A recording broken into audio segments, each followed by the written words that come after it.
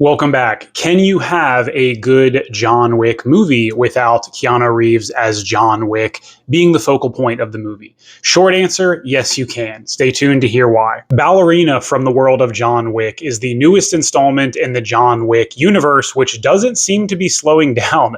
After the last movie, you probably thought that John Wick was not going to be in any more of these movies. And while this is set to be earlier in the storyline, doesn't seem to be the case. I actually heard that the directors and writers are trying to figure out a way to bring Keanu Reeves back as John Wick for a fifth film set to be the newest one. I don't know when or how that's going to happen, but I'm pretty sure if they want to do it, they'll find a way to do it. Anyway, this movie is set around the same time as the events or the earlier parts of the first John Wick movie. And that's kind of alluded to when Keanu Reeves arrives and he mentions his dog being killed and he's kind of starting to go on the manhunt for these guys. He does have a little bit of exposure at this movie. I'm not going to give any spoilers there, but obviously you see that from the trailer that he is in the movie, even if it's only a little bit. So in Ballerina, this movie is centered around Eve, which is played by Ana de Armas, who is really taking the main stage in this movie. There's some other good actors and supporting actors, but most of this movie is really about her and what she's going through.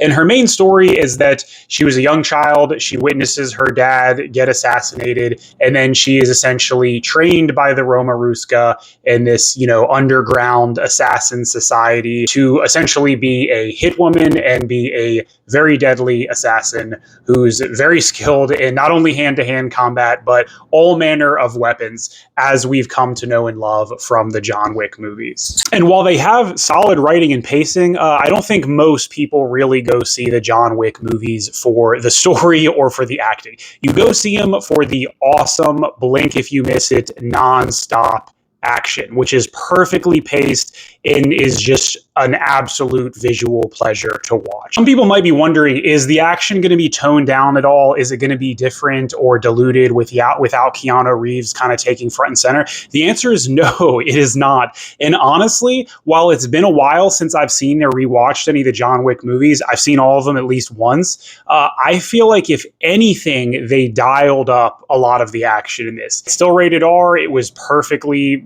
bloody and visceral. Thought it had the exact same feel that you really kind of come to expect from the John Wick films. And there was a lot of violence. It was great. There was shooting. There was tons of fighting. There was a lot of hand-to-hand combat with weapons. I want to say my favorite part of this movie was a scene involving a flamethrower. And that's all I'm going to say, but I thought it was fucking awesome. So throughout the movie, you're really just watching Eve, the main character, kind of journey through Europe and go through these different towns. There's some, some car scenes, there's some action sequences, there's a lot of fighting, and you're really just kind of seeing her manhunt story while she's trying to survive, fight the bad guys, and track down this main guy who is essentially responsible for what happened to her and for the death of her father, who was killed in front of her when she was a little girl.